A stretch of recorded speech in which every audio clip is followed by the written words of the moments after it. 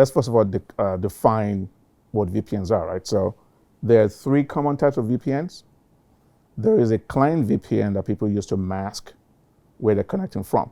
So in many countries that have internet restrictions, people will use VPN to hide the countries they're from, and they can appear to coming from a different country so they can access stuff. So that's not what we're talking about here.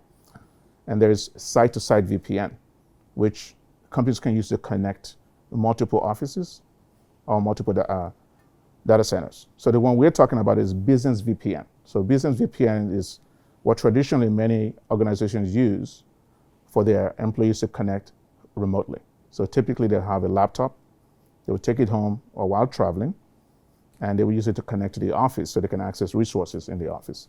So that's what this is about.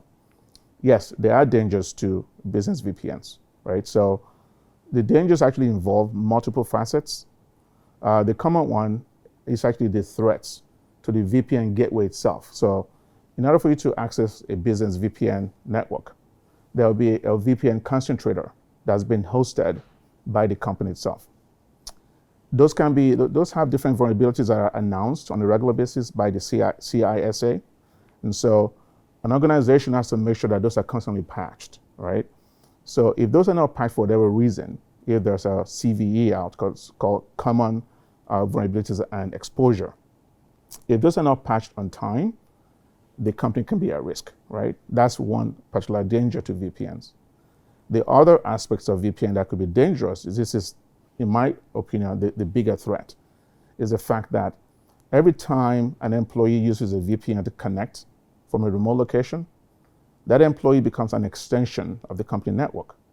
So if you kind of think about it, it's like actually plugging a cable from your office to the employee laptop wherever they are, right? Think about that for a moment. So the employee could be at an airport, hotel network, public Wi-Fi, because you have to connect over a medium, right?